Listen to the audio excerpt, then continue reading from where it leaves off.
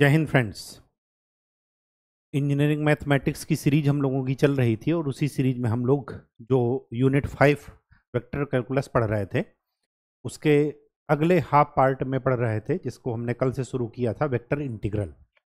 Vector integral हमने कहा था 3 पार्ट में पढ़ना है, जिसमें से पहला था लाइन इंटीग्रल, जो किसी लाइन के अलॉन्ग चलेगा, जिसमें केवल एक लिमिट होगी किसी एक वेरिएबल की। वो हमने देख लिया था कल।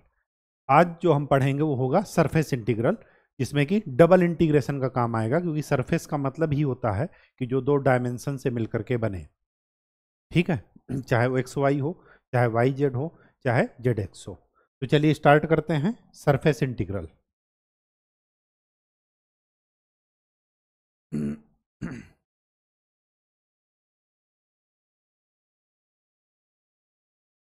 सरफेस इंटीग्रल, देखिए सरफेस इंटीग्रल होता क्या है, पहले इसका मतलब समझ लीजिए। Surface integral, surface integral of any function over a surface is integral of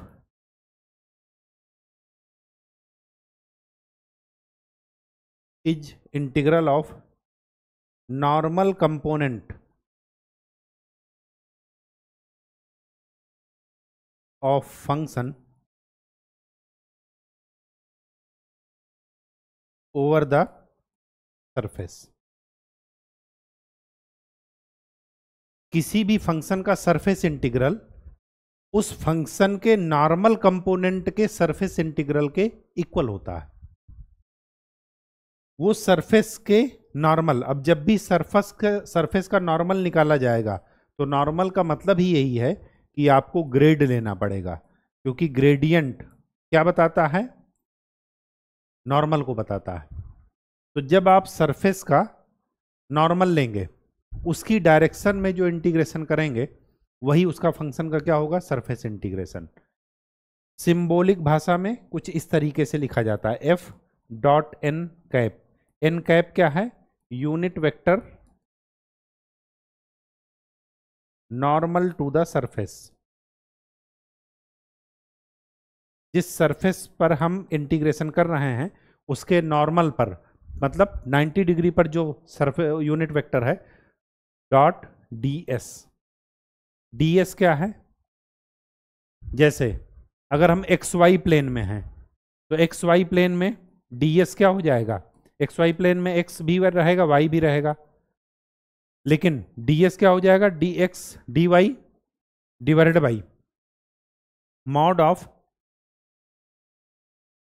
N cap dot के कैप। ये के कैप क्या है, क्योंकि एक्स वाई प्लेन में है तो के कैप यूनिट वेक्टर हुआ।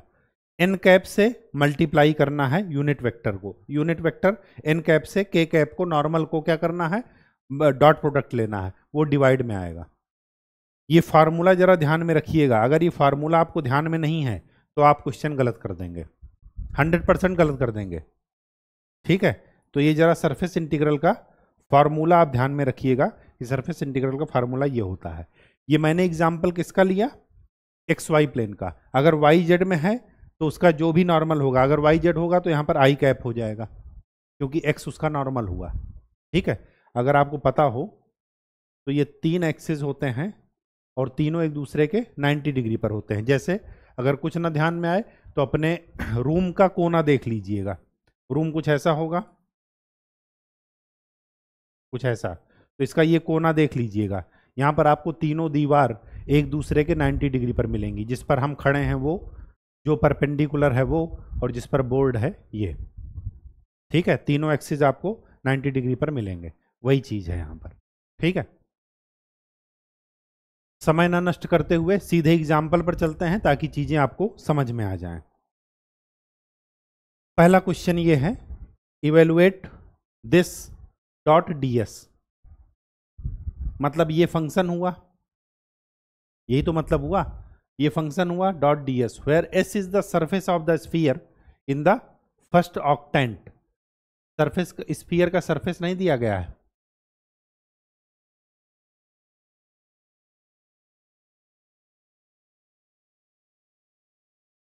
स्फीयर ले लीजिए। क्वेश्चन अधूरा है। Surface of the year, surface of the sphere, तो स्फीयर की इक्वेशन लिख लीजिए। चलिए छोड़िए, ये स्फीयर की इक्वेशन है। फर्स्ट ऑक्टेंट में हमें क्या करना है, ये गिवन होगा, सरफेस गिवन होगा, जो भी फंक्शन का डबल वो सरफेस इंटीग्रल करना होगा वो गिवन होगा। अब हमें क्या करना है, इसको इंटीग्रेट करना है, सरफेस इंटीग्रल। ध्यान से देखिएगा केवल चीजें। फर्स्ट ऑक्टेंट में है, इसका मतलब क्या हुआ कि आपका एक्स वाई प्लेन, यही तो है, ये एक्स है, ये वाई है और ये जेड है। तो फर्स्ट ऑक्टेंट का मतलब ही यही हुआ कि आपका z is equal to 0।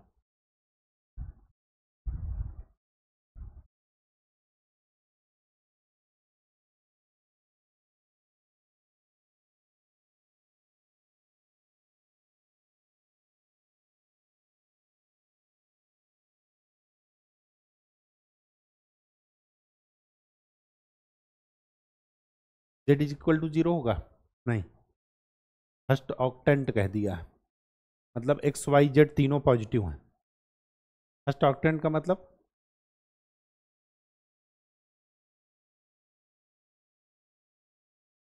X Y and Z all are positive.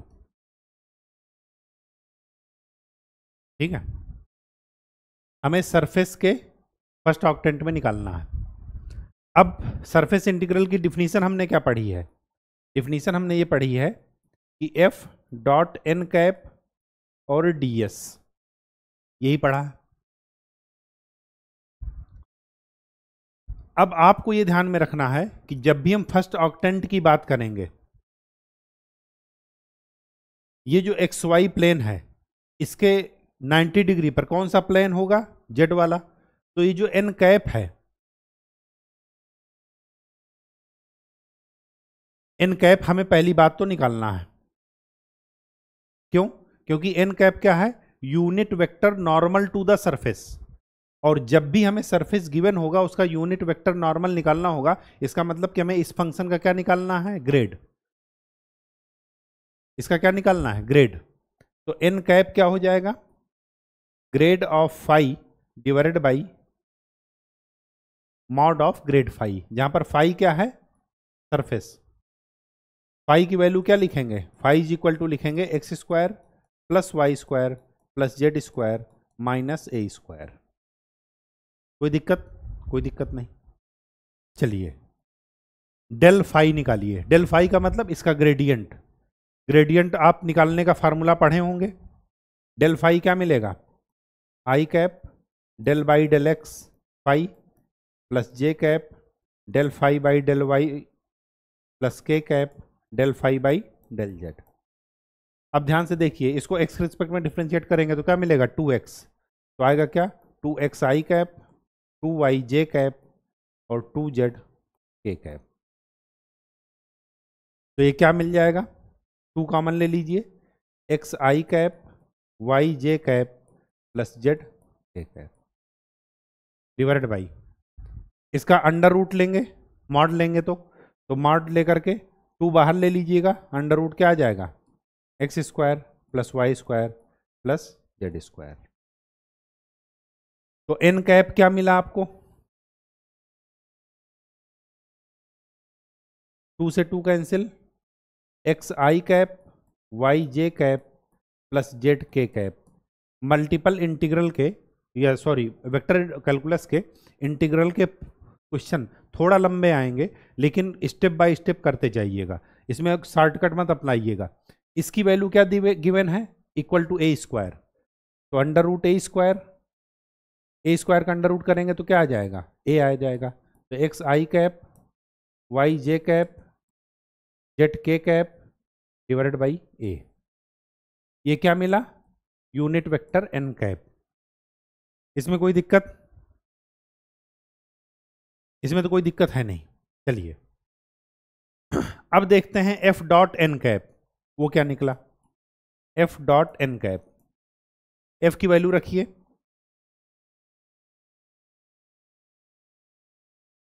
ऊपर ही निकालते हैं। F dot N cap, F की वैल्यू रखिए, क्या मिलेगा? Y Z I cap plus Z X J cap plus x Y K cap dot N cap की value क्या मिली? एक्स आई कैप वाई जे कैप प्लस जेड के कैप डिवाइडेड बाई ए। कोई दिक्कत? कोई दिक्कत नहीं। डॉट प्रोडक्ट ले लीजिए तो मिलेगा x Y z plus x Y z plus x Y z divided by a. तो क्या मिला? 3 XY Z डिवाइडेड बाई ए। ये क्या मिला? F dot N cap. ठीक है, कोई दिक्कत नहीं। चलिए स्टेप वाइज चलते जाइएगा और कुछ मत सोचिएगा। अगर मैं इसका डबल इंटीग्रेशन करता हूं तो क्या लिखता हूं? F dot N cap dot D S, यही लिखता हूं। फर्स्ट ऑक्टेंट में है एक्स वाई प्लेन में, तो यहां पर ds की वैल्यू क्या हो जाएगी? ds इज इक्वल टू मिलेगा dx dy divided by N cap dot के कैप। ये के कैप कहां से आया? Due to first octant. First octant में उसका unit vector normal to the surface क्या हो जाएगा? के कैप। ठीक है, इस वजह से एन कैप का के कैप के साथ डॉट प्रोडक्ट लिए। अगर यहीं पर सेकंड ऑक्टेंट में होता, सेकंड ऑक्टेंट में क्या आ जाता? वाई और जेड, तो यहां पर क्या आ जाता? आई कैप। तो यहां पर वाई और जेड लिखते हैं, डी वाई डी जेड लिखते हैं। ठीक है, चलिए ds की वैल्यू क्या हो जाएगी? dx dy। एन कैप की वैल्यू रखिए। एन कैप क्या था? एक्स आई कैप वाई जे कैप प्लस जेड के cap divided by a dot के कैप। तो क्या मिला? केवल जेड बाई ए। तो एफ डॉट एन की वैल्यू मिली x Y z 3 XYZ by a into ds की वैल्यू क्या मिली? dx dy divided by z by a से ए कैंसिल, जेड से जेड कैंसिल, बचा क्या? ये बच गया 3XY dx dy। अब जब फर्स्ट ऑक्टेंट में है तो जेड है 0, तो आपकी इक्वेशन क्या बनी? X square plus Y square is equal to A square, क्योंकि फर्स्ट ऑक्टेंट में जेड 0 है, तभी तो उसका यूनिट नॉर्मल वेक्टर क्या निकला? के कैप। अब यहां पर देखिए वही चीज, ये एक सर्किल है, एक एक्स की लिमिट चलेगी, एक वाई की। डबल इंटीग्रेशन आपने पढ़ा है। अगर मैं यहां पर वाई की वैल्यू निकालूं तो क्या मिलेगा? अंडर रूट ए square minus x square. Positive वाला लीजिएगा केवल, क्यों? क्योंकि पॉजिटिव वाले फर्स्ट ऑक्टेंट में है, वाई पॉजिटिव ही होगा। तो वाई की लिमिट हो जाएगी 0 से अंडर रूट ए स्क्वायर माइनस एक्स स्क्वायर, और एक्स की लिमिट हो जाएगी 0 टू ए, क्योंकि एक वेरिएबल लिमिट रहेगी, एक कांस्टेंट। आप चाहें तो एक्स की भी लिमिट ले सकते हैं, बात एक ही है। ये वाई की लिमिट है क्योंकि फंक्शन ऑफ एक्स है, तो 3x। वाई की लिमिट पुट कर दीजिए, y square by 2 limit put कीजिए,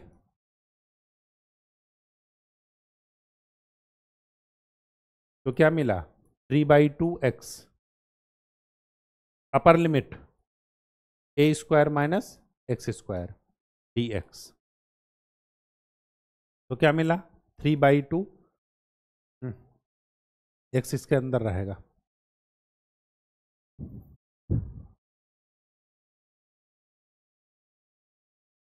3 बाहर निकलेगा।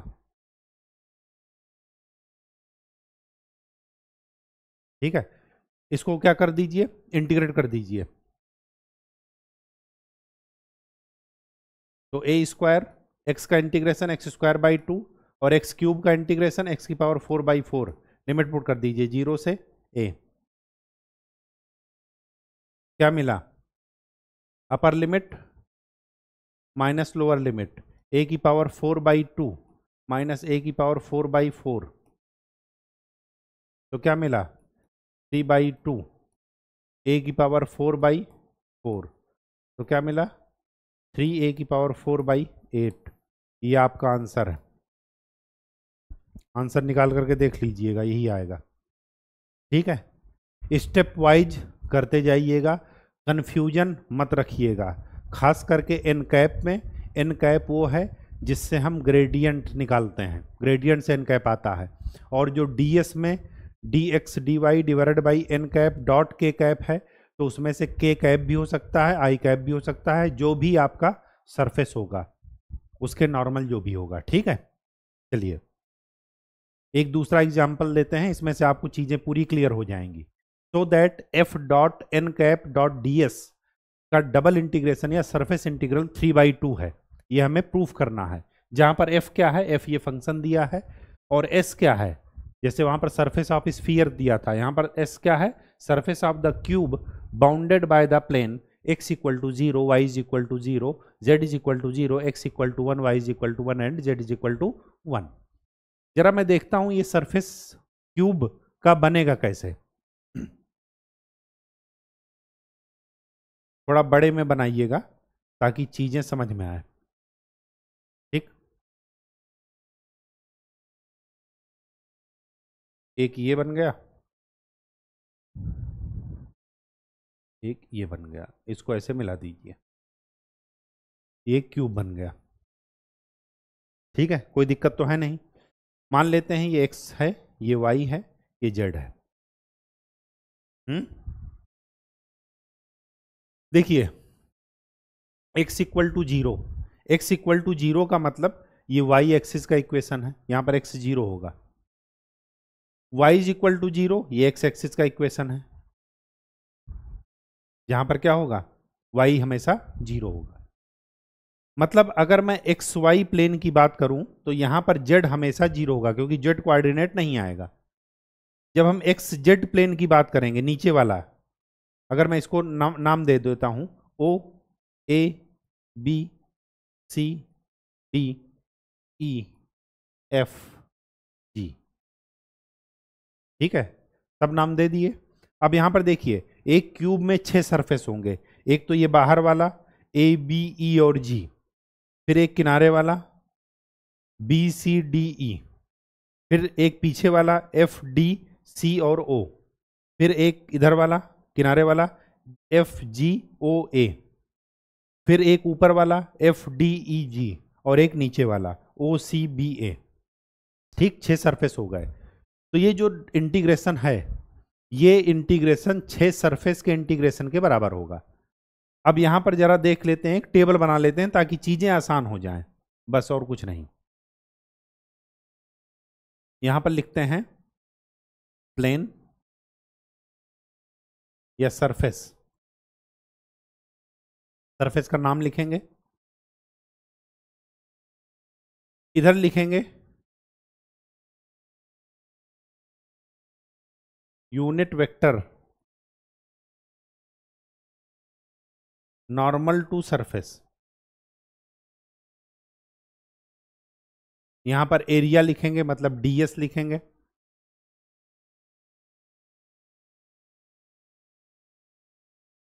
और फिर इधर लिखेंगे रिमार्क्स। रिमार्क्स का मतलब जो हमें पता है उसके बारे में, जो जो चीजें पता है।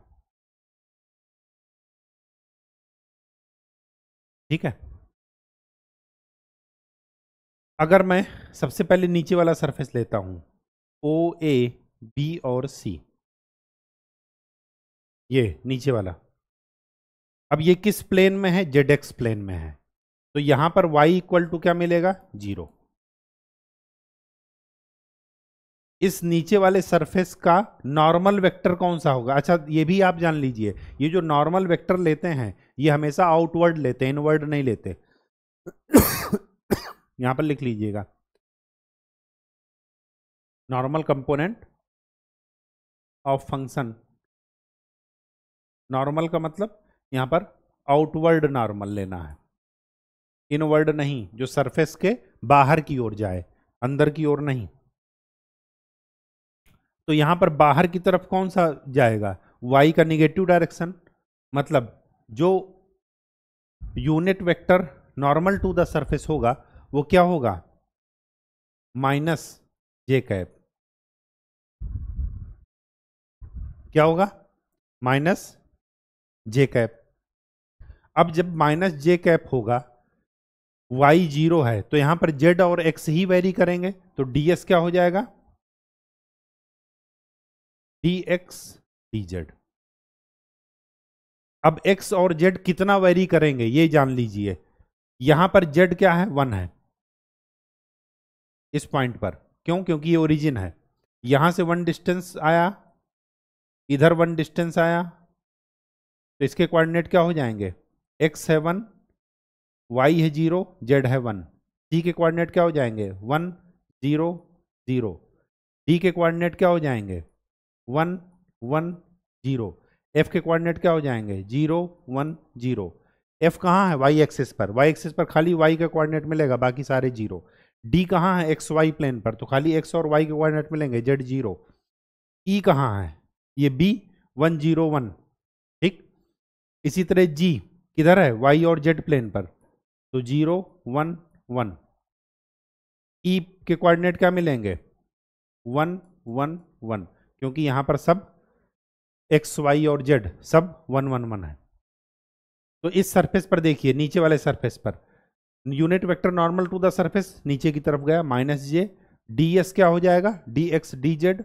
रिमार्क्स में क्या लिखेंगे, Y is equal to 0।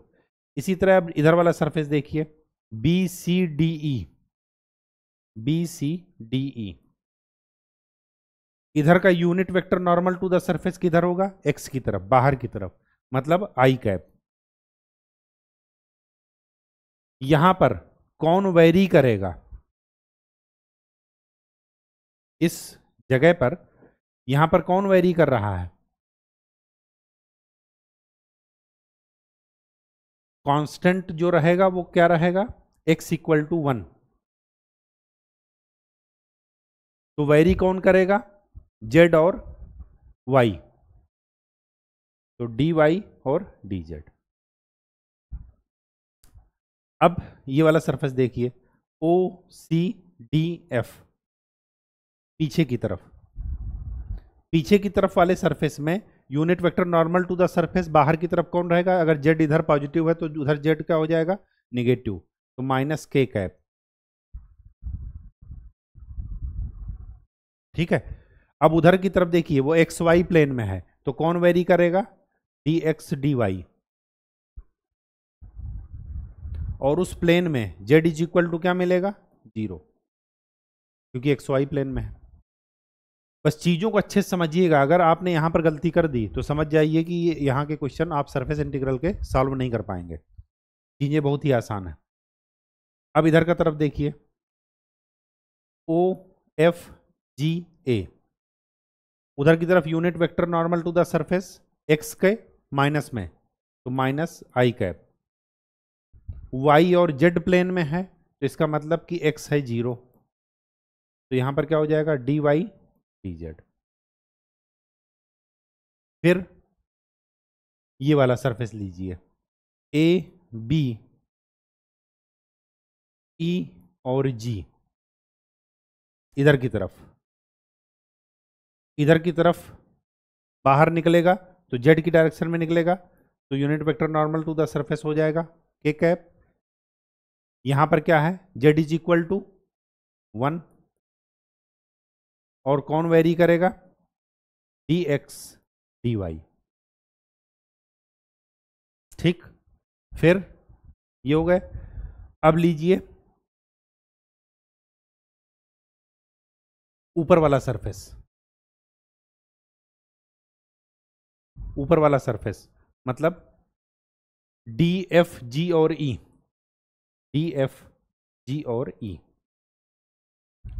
D F G और ई में unit vector normal to the surface J cap की डायरेक्शन में जाएगा ऊपर की तरफ। वहां पर y इज इक्वल टू क्या है, 1, y इज इक्वल टू 1 है, तो वेरी कौन करेगा, डी एक्स डी जेड। ठीक, कोई दिक्कत, कोई दिक्कत नहीं होनी चाहिए। चलिए अब जरा एफ की वैल्यू रख लेते हैं पहले। 4xz आई कैप, एफ की वैल्यू है 4xz आई कैप माइनस वाई स्क्वायर जे कैप प्लस वाई जेड के कैप, ये एफ की वैल्यू है। अब ध्यान से देखते चलिए, ये एफ की वैल्यू है।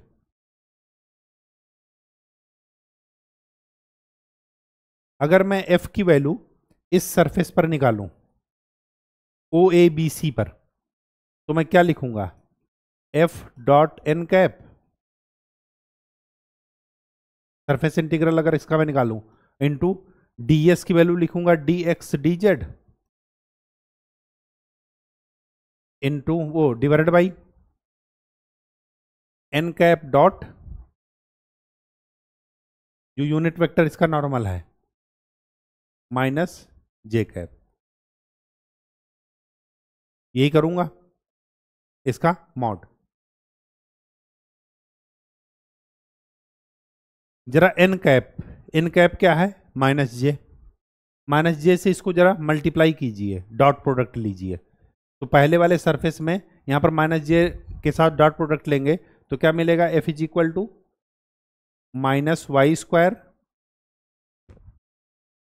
डी एक्स डी जेड, और साथ में ये रिमार्क्स भी लिखा है y इज इक्वल टू 0, तो इसकी वैल्यू तो क्या मिल जाएगी? 0।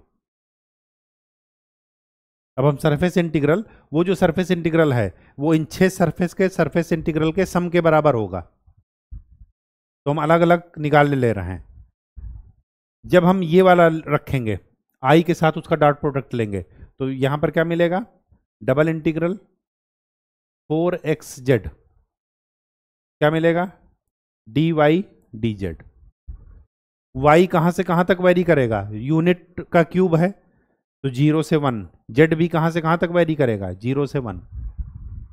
एक्स की वैल्यू 1 रखिए, तो ये क्या मिला? 4 जेड स्क्वायर बाई 2, 0 टू 1, फिर वाई डी वाई आ जाएगा क्या? 2। 2 ही आ जाएगा, इंटीग्रेशन कर लीजिएगा, इसका भी इंटीग्रेशन कर लीजिएगा 0 से 1, 2 ही आ जाएगा। तो इसकी वैल्यू तो मिल गई 2, उसकी वैल्यू मिल गई 0। जरा ओ सी डी एफ में कीजिए, ओ सी डी एफ, यहां पर क्या है? माइनस के कैप, तो ये क्या मिल जाएगा? Minus Y Z D x D Y, value रखिए जेड इज इक्वल टू 0, तो इस पूरे इंटीग्रेशन की वैल्यू क्या आ जाएगी? 0। यहां पर रखिए ओ एफ जी ए, ओ एफ जी ए में माइनस आई कैप, तो ये क्या मिला? 4xz D Y D Z,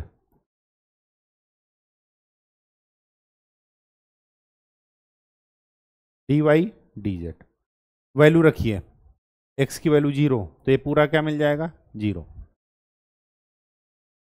A B E जी के कैप से यहां पर मल्टीप्लाई करेंगे तो क्या मिलेगा? Y Z D x D Y, X की लिमिट 0 से 1, वाई की लिमिट 0 से 1, Z is equal to 1 put करेंगे तो वाई 0 से 1 डी एक्स डी वाई, तो क्या मिलेगा? 1/2। ठीक।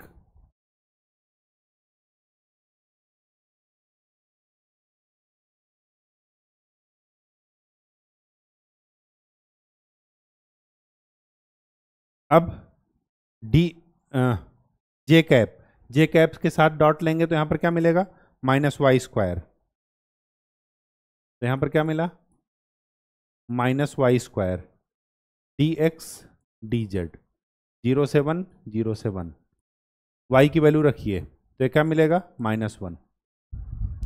सभी को जोड़ डालिए, मतलब f dot N cap dot D s is equal to surface area, ये जो सरफेस एरिया है इनका नाम लिखिए,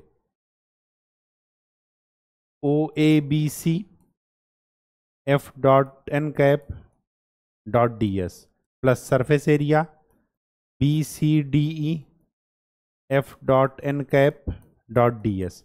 ऐसे करके 6 सरफेस एरिया जोड़ डालिए, जोड़ेंगे तो क्या मिलेगा, 0 plus 2 plus 0 plus 0 plus 1/2 minus 1, तो क्या मिला 2 माइनस 1/2, क्या मिला 3/2।